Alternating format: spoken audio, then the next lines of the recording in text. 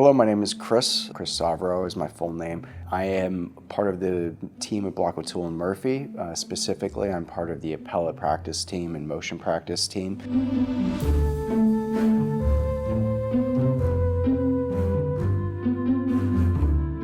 So obviously the most glamorous aspect of litigation is trial work, which is why it's so prominent in TV shows. Before you even get to trial, you have the intake. As soon as you meet a client, you need to find out what the facts of their case are and whether or not it fits within legal theories that you can pursue. And at Block O'Toole, that's the first step. We make sure that there's an actual action that we can take on behalf of the client that falls within New York law. Sometimes, though, there's the gray area where the law is undecided. We don't have a perfect legal system. It improves as it goes along. So sometimes you meet a close case that could go one way or the other. All of our lawyers are very well versed in the law, but you want to get the opinion of the appellate counsel. So the appellate team is primarily composed of 3 attorneys. It's led by Scher and Christina Mercado, and then I come in as their support. And we all independently handle things. We work collaboratively. Every single member of this firm works collaboratively. Our mutual focus is on the client. So when we have a close case like that come in, on day one, we are all discussing the case together. They seek the opinion of the appellate attorneys because what we do day in and day out is we read new cases, we see how the law has changed, we see how that could apply to elevate our clients' causes. And when there's a close case, we try to see if there's an exception that we could carve out or even pave the way for new law, because ultimately the law is not a static thing. And having a deep understanding of the ins and outs of how it's established now can show you how it could potentially change in the future. Understanding the policy behind why the law is the way it is now also can say, when there's a close case, why your client's rights should fall within the established law now, or why that established law should change to meet our client's needs. Appeals matter at any stage of a case, and whether or not to take an appeal in and of itself can be an art that can really determine the outcome of a case. You have the intake, you file your pleadings, then you engage in discovery. Then oftentimes you'll move for summary judgment. Summary judgment is saying to the court, we have a right to win on the law itself. We do not even need to proceed to trial. Summary judgment motion is something typically handled by our appellate team as well. We deal with substantive motions and substantive appeals. A summary judgment motion, from the court's perspective, from the client's perspective, from everyone's perspective, is the most efficient way to dispose of a case. If you make a very strong summary judgment motion, oftentimes that will be an opportunity for the defense attorneys to consult with their clients, and it gives you the opportunity to address the strength of our client's case. The defense attorney could tell the insurance company, they've filed this motion. It's a very strong motion. It's a great opportunity for both sides to come together and really address the merits of the case.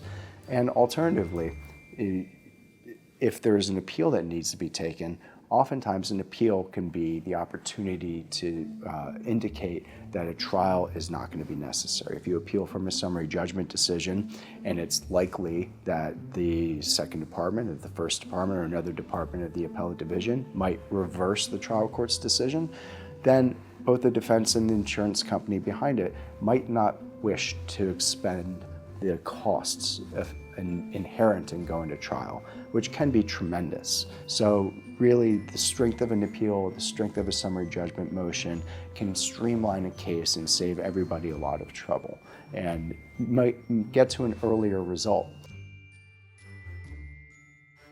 Another aspect of it is if you ultimately do have an appeal and you have to wait for that appellate decision, that builds in a lot of time from the case. Neither the plaintiff's side nor the defense really wants cases to be lasting for too long. So the second department of the appellate division oversees Brooklyn, Queens, Long Island, Staten Island, Rockland County, Orange County. It's the largest department in the appellate division. Right now they have a wait time of between 3 and 6 years of deciding an appeal. So having these motions and appeals filed, if they are strong, is a way to get everybody to sit down and evaluate the merits of the case and evaluate the benefits of reaching a settlement rather than delaying the outcome any further. As you're gearing up for trial, from the outset of a case, the handling attorney's job is to prepare for trial in mind. That's their sole focus.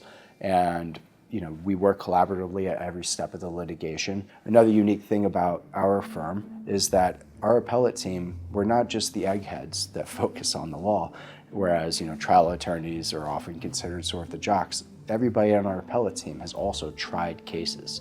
So we know intimately about what the evidentiary standards that you need. We also understand the need to plan out a case in your plan of attack, which order to take witnesses in if you can control it, and ways to make that effective. So the trial attorneys and the appellate team collaboratively meet together as trial leads up, and we start planning on what kind of motions need to be filed before even opening statements happen if necessary. And we try and anticipate what kind of motions might the other side file. What kind of arguments is the defense going to make? What are their strongest legal defenses that we've seen sustained in appeal or that have resulted in a plaintiff's verdict being reversed? And we discuss all these issues in order for the trial attorneys to make the best and most effective plan possible. So there have been cases, it happens all the time, where either a defense attorney makes an argument and it's inadvertently outside of the normal bounds of the law. Sometimes there are some attorneys who deliberately overstep the line with what's permissible at trial. And when that happens, we are on call at any moment. As soon as that happens, a trial attorney could text us, call us, email us from court, speak with us during a break, and we immediately start to strategize on what we're supposed to do. Oftentimes that means we immediately find 2 to 5 to 6 cases for the trial attorney to immediately show to the judge as to why that conduct was wrong. We understand and advise trial attorneys how to preserve an issue for appeal, when to object, when to take exceptions, how to make the record that will make sure that every issue that we need will be available after the verdict to bring to the appellate division to say whether or not something was done wrong during the trial, and that either it was so egregious we should win on the spot or a new trial should be ordered. So if a client wins or if a client loses, it's at that point, both sides are considering whether or not to appeal. At that point, we step in with the trial attorneys and we evaluate the verdict.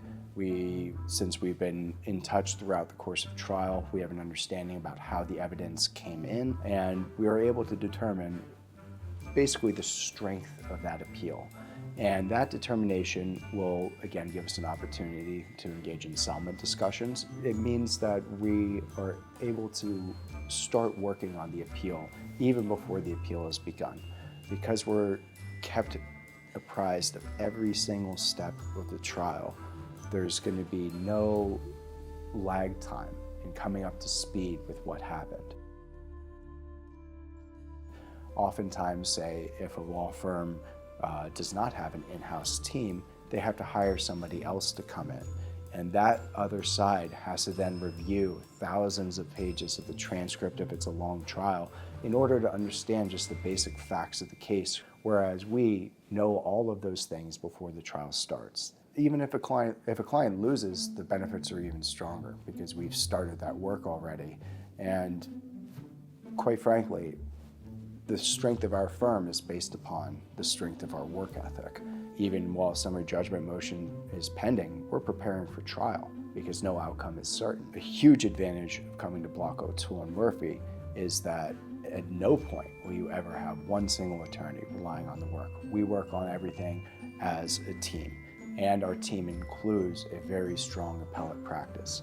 A lot of other firms will only have a trial team, and then they'll outsource motions or appeals. The team that they're hiring that's outside will have to take up substantially more time understanding what the case is about, Ultimately, our firm is very unique in having this diverse practice. Our team is built upon all of these different personalities and all these different strengths, and we find a way to make sure that our differences complement each other and ultimately build the best result for the client, because that's why we collaborate.